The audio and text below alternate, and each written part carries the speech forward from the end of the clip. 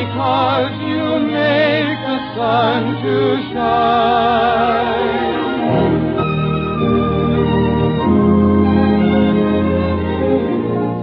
In cooperation with the United States government, the Owens, Illinois Glass Company, developers of Duraglass containers, present another program with Mrs. America's favorite radio visitor, Fletcher Wiley. The health and safety of our fighting men are protected by the many tubes for X-ray and radio. Technical glass required for X-ray and some of the tubes must be hand-blown. The highly skilled workers of Owens, Illinois and its affiliates are doing that job.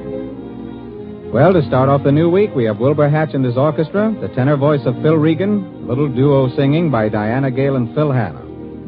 And here's your home front reporter, Fletcher Wiley, who feels that the American cow is a more useful member of society than the armchair generals, because the cow makes the same kind of mooing noises, but gives milk besides.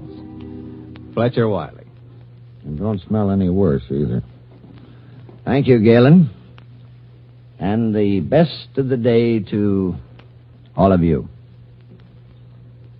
Somebody a long time ago gave with one of those old trite sayings that we all pick up and use about being an ill wind that blows nobody any good.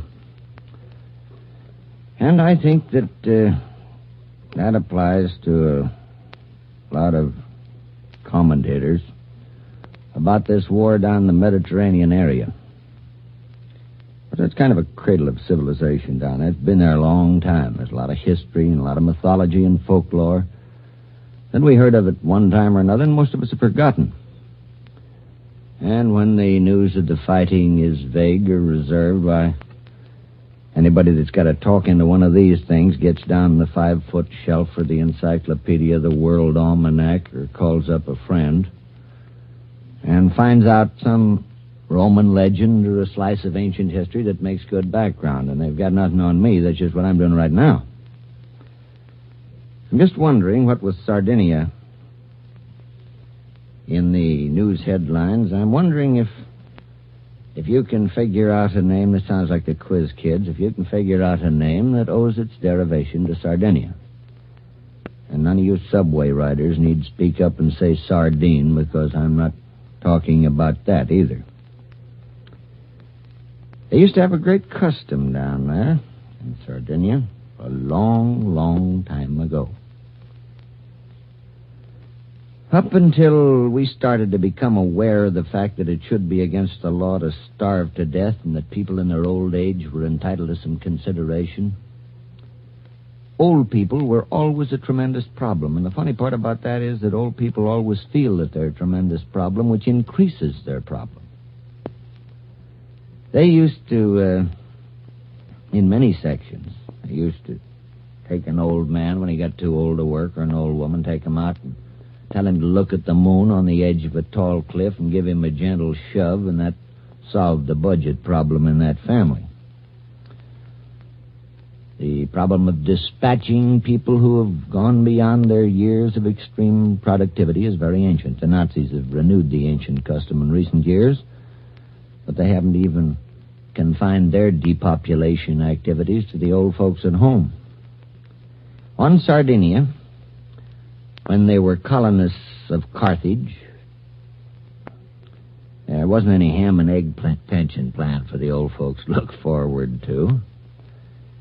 And they couldn't even look forward to retiring to the Sardinian counterpart of Long Beach, California. And when the sons and daughters decided that Papa was too far past his prime for further usefulness, they waited till the dark of the moon and they knocked Papa in the head with a club. Now, that's literally, and this is a fact. Some of the children kind of shrank from the task of clubbing Father on the bald spot, and these sensitive souls used to hire a professional finisher to do this job for them. There were plenty of them. You could get hold of them very easily. They were just as thick as nurses, maybe thicker. There were strong-arm boys, and there were gun molls with a club who did this work. They had a name, which I can't pronounce. It's something like... It's either Achabaduri or Achabaduri. I could ask some of the wops in the orchestra, and they'd tell me, but I forgot to. Anyway, it came from the Spanish acopare, meaning to knock on the head. They had a scale of prices, and they doubtless had business agents. Anyway, when the time came for Papa's removal from this vale of tears, they hired one of these strong-arm boys. And because it was considered somewhat shameful to put on a long face and get red-eyed from weeping when you were having Father knocked in the head, a custom sprang up of laughing on that occasion in a forced manner when they invited Grandpa to take a walk on a dark night. And when one of the boys asked why he hadn't shown up at the 60-plus club or lately at the lodge, why, there was just a sardonic laugh given. And the term sardonic dates back to the time when the boys used to laugh in a hollow and forced manner at dispatching Grandpa. It was forced laughter, hence sardonic laughter. Maybe they'll cook it up again in Sardinia for Benito. Well, let's have a tune. Here are Hannah and Diana, who are going to do a very difficult job called Tiptoeing Through the Tulips.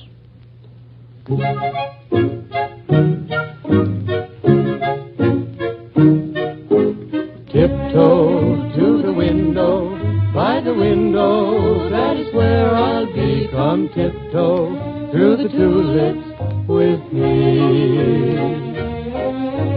Tiptoe from your pillow to the shadow of a willow tree, and tiptoe through the tulips with me.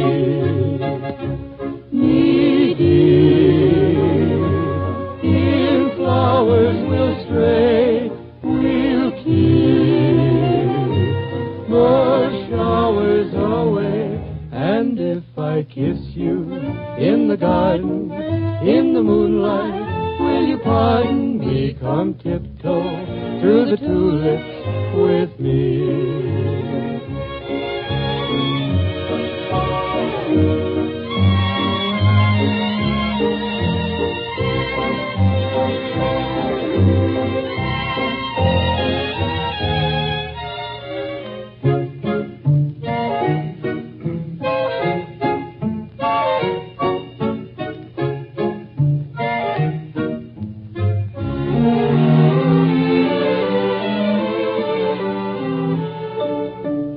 Tiptoe through the window, by the window, that is where I'll be. Come tiptoe through the tulips with me.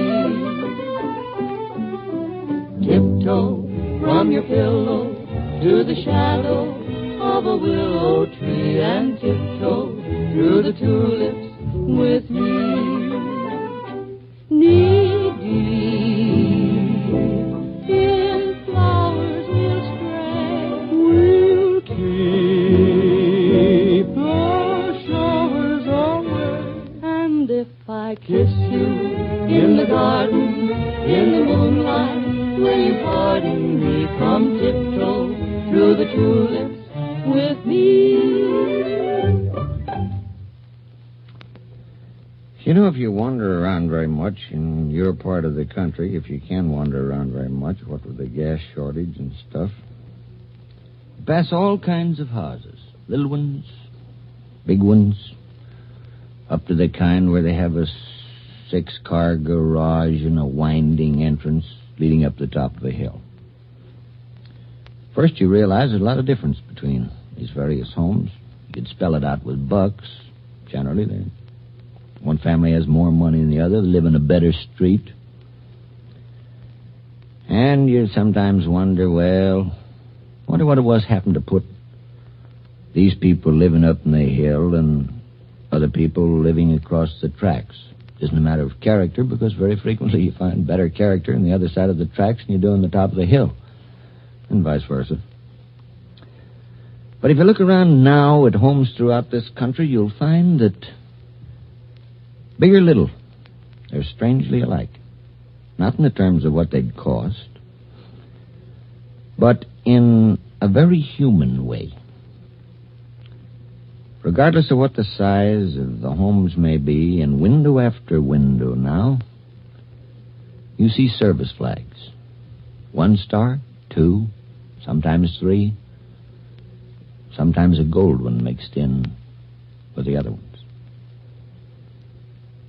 These flags are probably more truly the flags of democracy than the stars and stripes that they run up over the public buildings. Because, like our national flag, they are expressive of national aims, ideas, and solidarity. But they have an added quality, a very highly personal quality. To every family that has one of these flags in the window, and it doesn't matter what kind of a house that flag's up in, rich or poor, black or white, Jew, Gentile, whatever their belief may be, the folks in the big house and the folks in the little house that fly one of these flags can readily understand one another because they have a common purpose, a common faith, a common prayer, which maybe they didn't have before. The guy with a lot of money that's retired, the doctor with the lush practice, and the fellow that swings a pick or works in a nice, cool sewer. They're all thinking the same thoughts about their sons, feeling the same hopes, making the same prayers, and working for the same thing. The woman who has the big house in the hill and the housewife and the little one, lives have been very different up till now.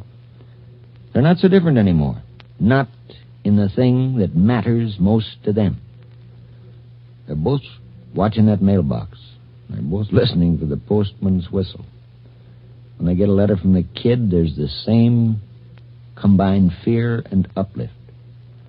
They both know what it means to wait for a letter that's slow in coming. And they're writing the same kind of letters. Family news, and pictures of the relatives, and a little bit of local gossip, and maybe a snapshot, clipping from the local paper or a cartoon or joke that'll be good for a chuckle with the boys. They're both making the favorite kind of cookies,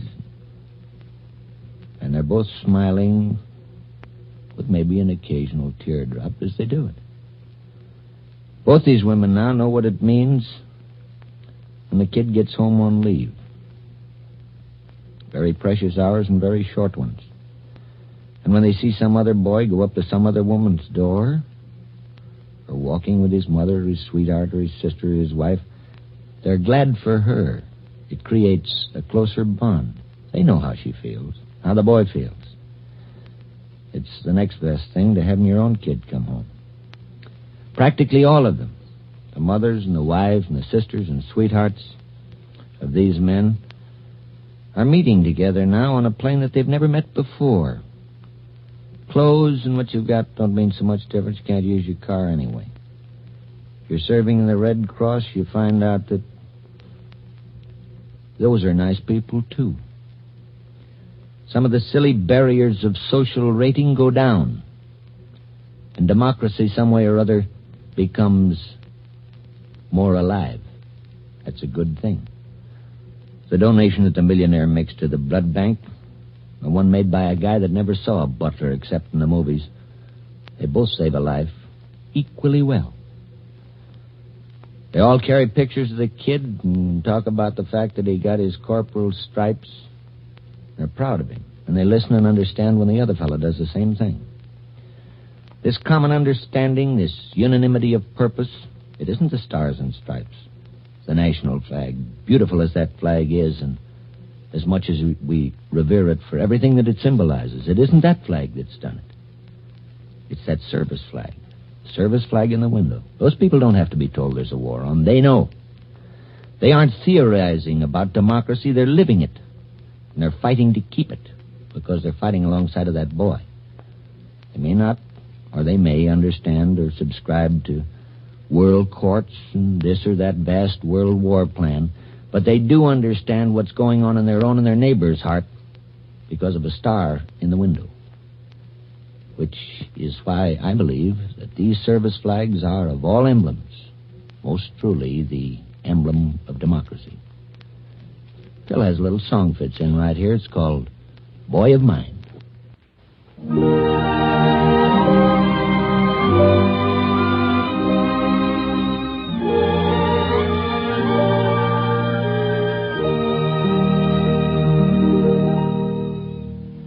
Oft when I'm lonely, my memory swings back to your baby days, feeling the joy that a baby brings out of God's wondrous ways, seeming to hear the first prayer that you said, longing to tuck you in bed. There's no one knows how I long for you now. Here with my arms outspread,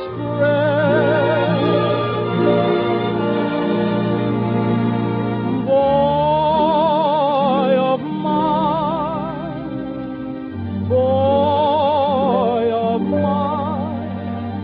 although my heart was aching,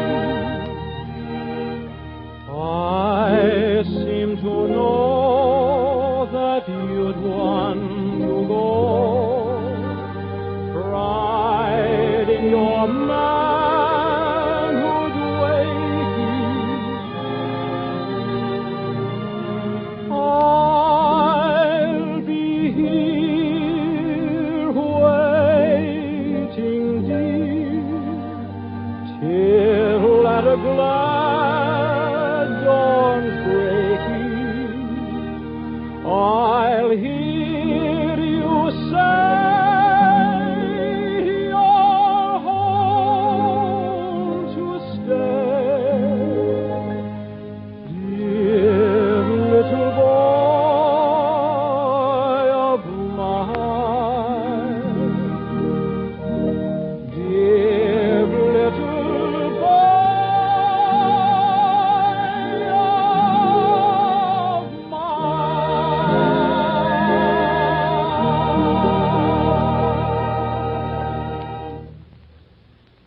Well, along about in here, I'm supposed to say something about women's clothes. All I ever did much was pan 'em. And I am not going to turn into any fashion advisor. Nothing about it. But what I'm trying to get at is the government is trying to stop unnecessary waste in the purchase of clothing. They don't want you to buy a lot of things you don't need. They want you to buy stuff that will last, that's appropriate, and they want you to take care of what you have. I bet there are more clothes closets in this country that haven't been gone through and cleaned out and aired and demothed and stuff brushed, making my own now, than a few. There's enough waste material in there to equip a small-sized army, including wax waves and spars, in men or women alike. Some of it's good material that with a little patching up would do for a long time. And, being overdressed today is not the symbol of your prosperity as much as it's a symbol of your stupidity and your cupidity. You're fudging on the deal. The best-dressed man in this country today or out of it is the man in uniform and the woman. And when you just haven't a stitch to wear, you might think about the whack, for example. When she enlists, she's given 3 skirts, 5 shirts, 1 blouse or jacket, and 2 winter uniforms. Well, a few trimmings. But not too many of those, either. And that's the outfit. Take a look at them and see if you know a smarter dressed group than they in the country. They look but good. That's why. Because they take care of those clothes. Now, I can't be the sergeant that would come out and eat your ear off for having a grease spot on your uniform or your blouse or your jacket, your skirt, because you're not in line to have a sergeant do that. If you were, though, it'd last a lot longer. You could get by on that same equipment easily. And practically every one of you have that much or more. Now, if you haven't, then this doesn't go for you. But for the ones of you who have, if you exercise the same care in cleaning and pressing and not waiting till it got so dirty that you practically had to ruin it in order to get it clean, but in cleaning and pressing and taking care of your clothes, you, too, would be one of the best-dressed women in America, and the money that you waste in excess clothing could go to buy a war bond. Well, here's Hannah and Diana, the West and Est and you.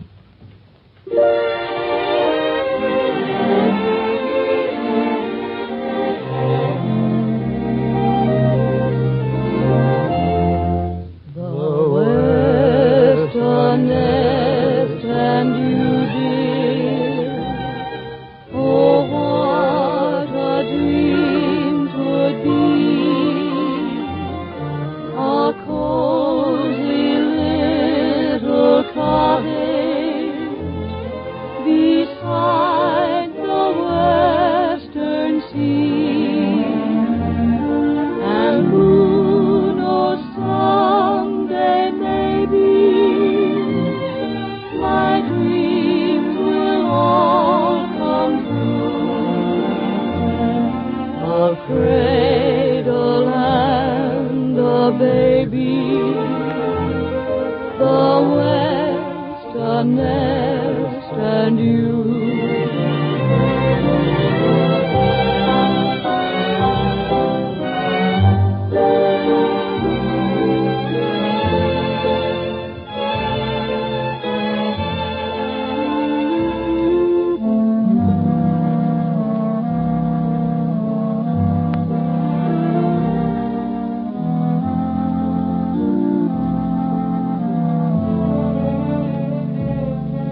And who knows, someday maybe my dreams will all come true. A cradle and a baby, the West a nest and you.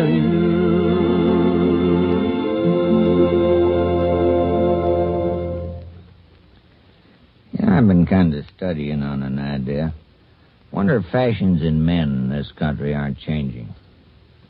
A lot of you gals are going to have to get through used to 4Fs and guys that have put new ball bearings in their wheelchair. I think that's going to make a pretty good... Maybe I'll get around to that tomorrow. If I don't, I'm going to do it this week. Sure as you're a foot high. Well, that's about all. Thanks for listening, and good afternoon.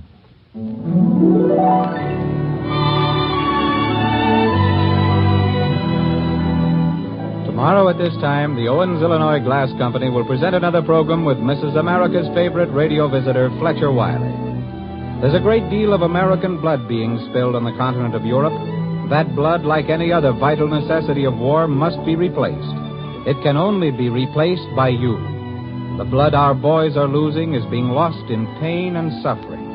And the blood you're asked to supply to replace that loss will cost you no pain, no suffering. In fact, will cost you absolutely nothing but a couple of hours of your time. And your blood donation will lessen the suffering and, in many instances, will mean the difference between life and death to a fighting man at the battlefront. Call your Red Cross Blood Bank and make an appointment. Now, make that a must for this week. Galen Drake speaking. This is the Columbia Broadcasting System.